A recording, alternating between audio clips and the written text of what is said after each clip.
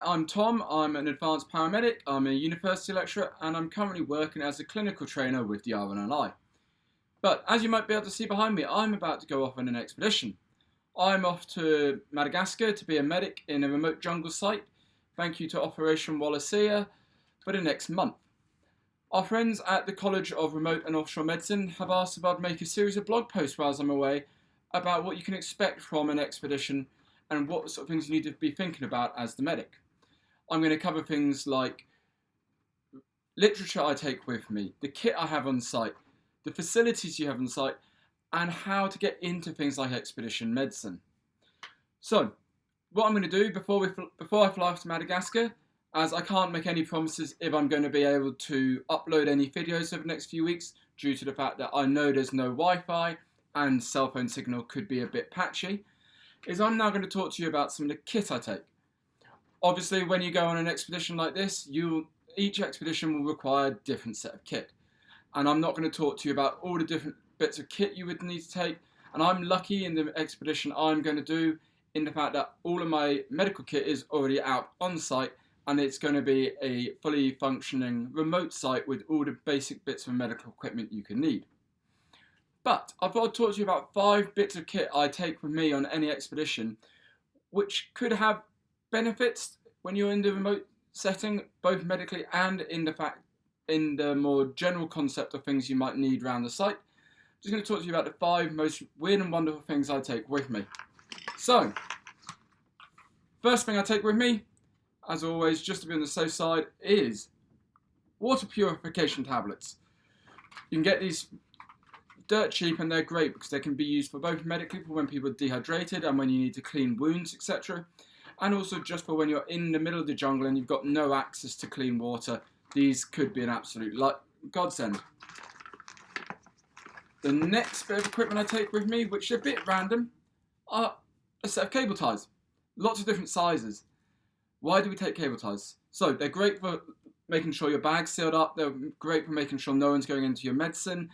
But they're also great for things like splinting fingers. They're great for holding bits of kit together. And they could save an expedition, and they cost pennies. The next bit of kit I take with me wherever I go is a bag of jelly babies. These are great because if you're feeling low on energy, it gives you a wee boost. If you've got a diabetic in your group, it can give them that wee boost that they need. Plus, they are a great way of interacting and getting yourself involved in the locals. You can give a couple of locals a couple of sweets. The kids will absolutely love you, and it will make your life easier when you're trying to work in someone else's environment. And the colours are pretty cool. The next thing I take, which is the first of the really random things I take with me, is a dog lead.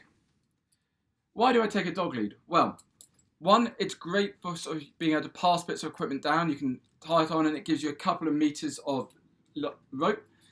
You can use it to hang bits of equipment up in the tree, especially if you're working in places where there might be creatures and animals on the ground which might want to steal stuff from your bag. But one of the really good reasons I carry it on an expedition is it can be used to make a very good sling. If you go to someone and you need to give them a quick sling, you can set it up quite quickly and it can help give you an emergency sling if needed.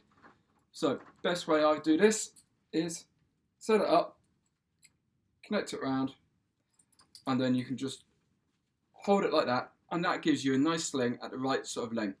It's a great little bit of kit to carry, and it weighs absolutely nothing. Okay, and the final bit of equipment I take. This will probably make quite a few of you laugh, and I hope it gives you a bit of excitement. The final thing I carry with me in my weird and wonderful medical kit is a pack of condoms. So why do we carry a pack of condoms? Well, let's forget about the obvious, but these are great because you can use them to collect water. You can use them to keep wounds or body parts dry if you need to go across lakes and rivers and so forth. They've got multiple other uses you can use around the camp as well. And going about the medical side of things, I was helping out at a wilderness weekend with some of the medics I know up here in Scotland, and they were using these as almost like balloon catheters for PPH, postpartum hemorrhage, which I thought was quite cool. I'm not suggesting you do that, but it's just something you could think about on the edge of things. So, those are the 5 weird and wonderful things I carry in my medical kit. As you can see, I'm getting ready to pack to head off to the airport in the next couple of hours. But I hope you'll follow me for the next couple of weeks where I'll cover things like books, I'll cover things like how to get in expeditions, I'll show you around the camp I'm working at, and I'm more than happy to answer any questions you have going forward. Thank you very much. Take care.